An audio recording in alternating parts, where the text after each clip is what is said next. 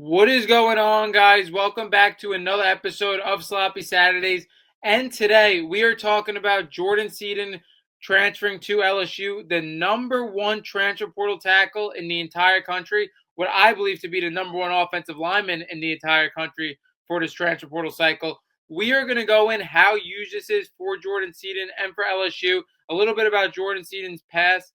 We're also going to talk about how dominant this transfer portal cycle has been, how this caps it off basically for Lane Kiffin. We're talking about an historic transfer portal cycle that nobody may be able to touch for a while. I also want to discuss, like I have in my last episode, how much more I'm understanding Lane Kiffin going to LSU. I will never support it. I will never like it just because of the theatrics that went into it. Also, again, I also think he could have won a championship at Ole Miss, but again, I have never seen somebody have the reins that Lane Kiffin has right now at LSU. I mean, the money they have right now is just like limitless. This is unreal. I don't normally overreact to stuff like this, but I'm gonna go over like each transfer portal guy, each big name that they really got. This is absurd. Like, I hope everybody's witnessing like a powerhouse is forming at LSU. Absolutely insane. Before we get into all that, let's talk about Jordan Seaton a little bit. Jordan Seaton transfers from Colorado to LSU. Why I think this was so big for Lane Kiffin? For one, he does lose Carius Kern. Carius Kern transfers to Ole Miss, which is kind of ironic. Like, you understand the Ole Miss to LSU transfer, but LSU to Ole Miss is kind of ironic. Carius Kern, the number 2 tackle in the transfer portal cycle. They did pick up a great interior O lineman in this draft. In this transfer portal cycle that we're going to talk about. But Jordan Seaton replacing Carius Kern, you get an upgrade in a position that was a major hole that you had to fill because it was one of the best players on this entire LSU team. Jordan Seaton, number 1 tackle coming into his class, number 1 tackle going into the transfer portal. The guy is an absolute stud. He was probably the only bright spot on this Colorado squad last year. I mean, you're talking about a guy that can make your O-line from good to elite. This is the guy. This is also going to be a guy that eventually is going to change an NFL draft. Like, he's really that good. When you look at Jordan Seaton going to Colorado, again, he kind of balled into what I call the false hype into the Deion Sanders Colorado story. And along with him and Omarion Miller, they both transfer portal out. The 2 bright spots in that Colorado offense transfer out. Makes sense because, again, you cannot stay at Colorado. Again, Jordan Seaton is going to be a guy either way that's going to be an NFL tackle, but you got to put yourself in the best spotlight. And I get it. There were eyes in that Colorado team when he committed, but you got to go to a program that really gives you a shot. I thought this was a phenomenal move by Jordan Seaton. Why I also believe this was a phenomenal move by LSU as well, because Miami was pushing super hard for Jordan Seaton. Not only is Miami an opposing contender, but Miami is also, as we know, one of the most active teams with the deepest pockets in the transfer portal as well. So these were 2 like huge transfer portal teams bidding basically for this guy. So the fact that Lane Kiffin was able to sell Jordan Seaton on LSU was insane to me. Reminds me a lot of Sam Levitt, him going to Knoxville to get him, trying to get him from Tennessee. Like, Lane Kiffin really has had to compete and go hard with a lot of schools for these top guys, and he landed them. I think Jordan Seaton, again, for the hole that they had to fix, was massive. Taking him away from Miami also, I think, was massive because, again, Miami needs this guy because they got to replace 3-4 guys on that offensive line.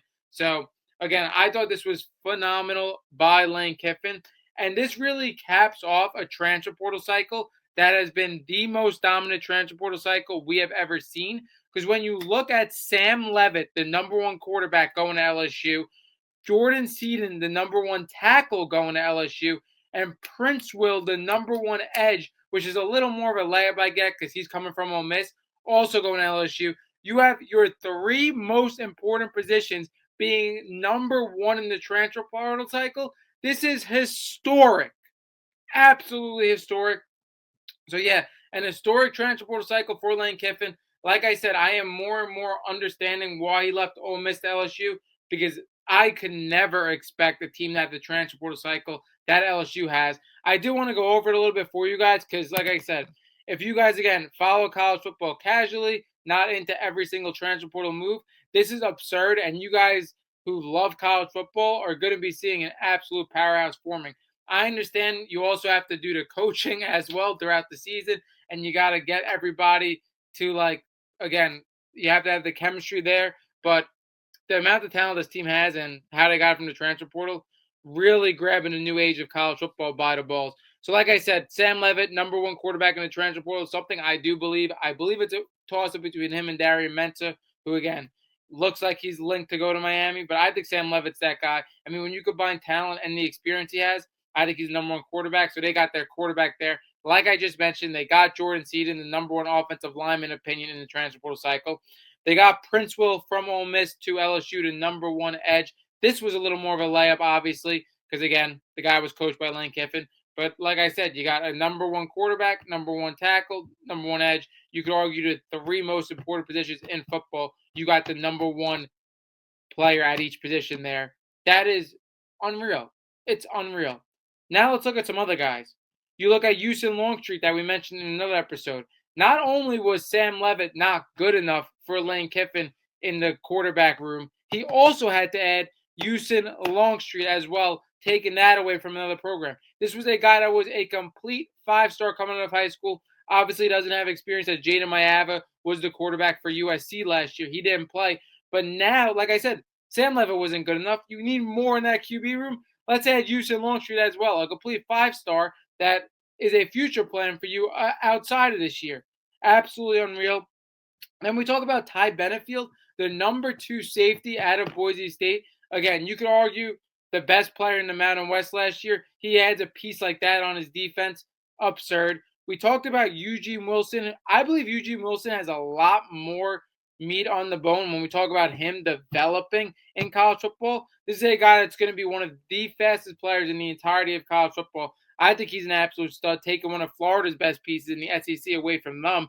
Jace Brown, the number one guy for Kansas State for the last couple of years. He has a ton of experience in college football. He also has burners. You had Winston Watkins as well as a receiver to this room. So you have three absolute burners. My only question with the receiving room for them is just like who's going to be that big go up and get a receiver. But he adds a whole receiving core. He adds two quarterbacks. He has the top edge rusher, the second safety in the transfer portal, like Jordan Seaton too. It is absolutely absurd. He adds another great edge in Jordan Ross. Jordan Ross is the number 6 edge rusher in the transfer portal. He was a complete five-star from Tennessee. So he screwed Knoxville again there. Like I said, this transfer portal cycle is absolutely historic. I think when you have the ability to add the number one player at three different positions that you could argue the most three important positions in football, this is absurd. Like Lane Kiffin, whether you like him or not, and again, like I said, I don't like him. I'll be rooting against him.